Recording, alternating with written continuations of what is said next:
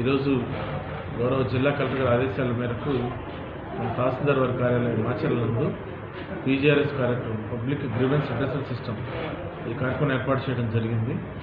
దీంట్లో మనకి 4 అర్జీలు వచ్చాయి. ఈరోజు 4 అర్జీలు వచ్చాయి. దీనికి సంబంధించి ఆల్రెడీ మేము 4 అప్లికేషన్స్ రిజిస్టర్ చేయడం జరిగింది. రిజిస్టర్ చేసి కన్సర్న్ డిపార్ట్మెంట్కి ఫార్వర్డ్ చేయడం జరుగుతుంది. అంటే మా దగ్గర వచ్చిన అప్లికేషన్స్ సర్వే రిలేటెడ్ 2 వచ్చినాయి, ఎక్స్టెంట్ తగ్గిందని, అదేవిధంగా వేరే వాళ్ళ భూమి ఆక్యుపై చేసుకున్నారని చెప్పేసి అట్లా 2 అప్లికేషన్స్ వచ్చినాయి. ఒకటి శానిటేషన్ సంబంధించి, ఇంకోటి పెన్షన్ సంబంధించి, ఈ విధంగా 4 అప్లికేషన్స్ వచ్చినాయి. ఇవన్నీ కూడా రిజిస్టర్ చేయడం జరుగుతుంది. ప్రతి సోమవారం కూడా మన తహసీల్దార్ ఆఫీసులో ఉదయం 10:30 నుంచి మధ్యాహ్నం 2-2:30 వరకు, అంటే అప్లికెంట్స్ ఉన్న టైంని బట్టి గ్రీవెన్స్ తీసుకోవడం జరుగుతుంది. ఈ గ్రీవెన్స్ ప్రతి సోమవారం కూడా డైరెక్ట్గా మీ అప్లికేషన్ని, మీ సమస్యని తహసీల్దార్ అంటే నాకు డైరెక్ట్గా చెప్పుకునే అవకాశం ఉంటుంది ఆ రోజు. కాబట్టి ఈ అవకాశాన్ని అందరూ కూడా సద్వినియోగపరచుకొని మీ యొక్క సమస్యను, అది భూమి సమస్య కావచ్చు, సర్వే రిలేటెడ్ కావచ్చు, రేషన్ కార్డుకి సంబంధించింది కావచ్చు, హౌస్ రేట్స్కి సంబంధించింది కావచ్చు, ఇంకా ఏదన్నా వేరే డిపార్ట్మెంట్కి సంబంధించిన అయినా సరే మా దగ్గర వస్తే అవి వాళ్ళకి ఫార్వర్డ్ చేయడం జరుగుతుంది. మనలాగే అన్ని మండల లెవెల్ ఆఫీసెస్లో ఇక్కడ గ్రీవెన్స్ కార్యక్రమం జరుగుతూ ఉంటుంది. కాబట్టి అక్కడ కూడా మీరు అప్లికేషన్ ఇవ్వచ్చు. ఒకవేళ మా డిపార్ట్మెంట్కి సంబంధించింది కాదు ఏదన్నా వస్తే అది మేము కన్సర్న్ డిపార్ట్మెంట్ ఫార్వర్డ్ చేయడం జరుగుతుంది. కాబట్టి మన ఆఫీస్తో పాటుగా గురజాల ఆర్డీ ఆఫీస్లో కూడా జరుగుతుంది, కలెక్టరేట్లో కూడా జరుగుతుంది. మీరు అక్కడికి వెళ్ళి అర్జీ పెట్టి ఒక రోజంతా కూడా మీరు ప్రయాణం చేసి అక్కడ వెళ్ళాల్సిన అవసరం లేదు. కలెక్టరేట్కి వెళ్ళినప్పుడు మీకు అక్కడ ఏ విధమైనటువంటి గౌరవం, ఏ విధమైనటువంటి అప్రోచ్ అనేది ఉంటుందో ఇక్కడ కూడా అదే విధమైన గౌరవం ఉంటుంది. కాబట్టి మీ సమస్య ఏదైనా సరే మీరు తహసీల్దార్ కార్యాలయంలో కూర్చొని నా ఎదురుగా సమస్య మాకు వివరించే అవకాశం ఉంటుంది. కాబట్టి డైరెక్ట్గా ఇక్కడికే రండి. అదేవిధంగా ఆ సమయంలో మా దగ్గర విఆర్ఓస్ కానీ సర్వేయర్ కూడా అందుబాటులో ఉంటారు. కాబట్టి మీ సమస్యను వాళ్ళతో డిస్కస్ చేసి వెంటనే రిజాల్వ్ చేయడానికి ప్రయత్నం చేస్తాం. ఏదైనా భూమికి సంబంధించిన ఇష్యూస్ ఉంటే అవి సర్వే చేసి అందరికీ నోటీసులు ఇచ్చి సర్వే చేసి మరి అది రిజాల్వ్ చేయాలి. ఏదైనా అవసరమైతే బోత్ పార్టీస్ కూడా నోటీస్ ఇచ్చి రెవెన్యూ కోర్టు కూడా కండక్ట్ చేసి పై అధికారులకు నివేదిక పంపించడం జరుగుతుంది.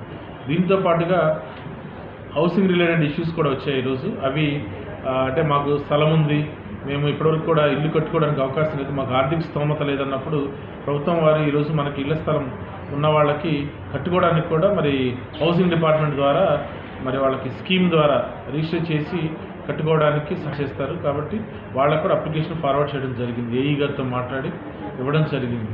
అదేవిధంగా రేషన్ కార్డుకి సంబంధించి అప్లికేషన్ ఇచ్చారు, అది కూడా ఆన్లైన్ చేసి వాళ్ళకి రేషన్ కార్డు వచ్చే విధంగా, ఏదైనా టెక్నికల్ ఇష్యూస్ ఉంటే అది రిజాల్వ్ చేసి రేషన్ కార్డు వచ్చే విధంగా వాళ్ళకి ఏర్పాటు చేయడం జరుగుతుంది.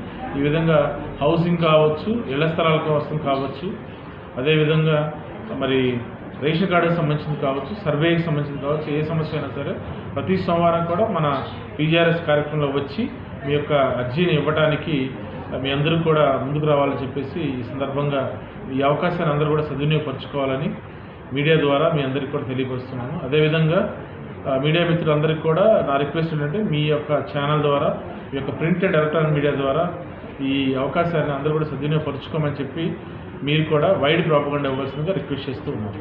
సార్, నవంబర్ 30వ తారీఖు వరకే ఇళ్ల స్థలాలు కొత్తగా పెట్టుకునే వాళ్ళు అర్జీలు ఇవ్వాలని అన్నారు. అది టైం అయిపోయిందా లేకపోతే దాన్ని ఏమన్నా పొడిగి? ఆల్రెడీ నేను హౌసింగ్ ఏఈ గారితో మాట్లాడాను.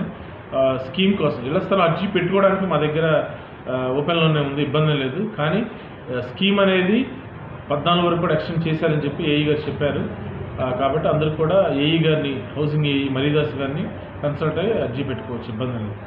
ఈ రేషన్ కోటాకు సంబంధించినటువంటి పెద్ద ఇష్యూ జరుగుతుంది సార్. వాళ్ళు మార్నింగు తీస్తున్నామంటారు, వాళ్ళు రోజు మొత్తం మీద ఉండేది 1-2 గంటలే, అది వచ్చి తిరిగిపోతున్నారు సార్ బియ్యం దొరక్క. ఇప్పుడు మీరు ఏదైతే ఇష్యూ చెప్పారో ఆల్రెడీ మేము డీలర్స్కి మీటింగ్ పెట్టి ఇష్యూ చేయడం జరిగింది, ఇన్స్ట్రక్షన్స్ ఇవ్వడం జరిగింది. అంటే ఇప్పుడు ఎవరైతే వృద్ధులు ఉన్నారో వాళ్ళు రాలేని వాళ్ళకి ఆ లిస్టు మా దగ్గర ఉంటుందో వాళ్ళకి డైరెక్ట్గా డోర్ డెలివరీ ఇవ్వమని గవర్నమెంట్ ఇన్స్ట్రక్షన్స్ ఉన్నాయి. ఆల్రెడీ 25 నుంచి 1వ తారీఖు వరకు కూడా వాళ్ళకి ఇవ్వడం జరిగింది. రిమైనింగ్ కార్డు హోల్డర్స్ ఎవరైతే ఉన్నారో మనకి నిర్దేశిత టైం ప్రకారం మేము షాపులు ఓపెన్ చేసే విధంగా సిఎస్డిటీ గారిని మేము కూడా పర్సనల్గా కొన్ని షాపులు ర్యాండమ్గా చెక్ చేస్తాము. ఏదైనా ఇబ్బంది ఉంటే డైరెక్ట్గా మీరు తహసీల్దార్కి ఫోన్ ద్వారా కూడా సంప్రదించవచ్చు.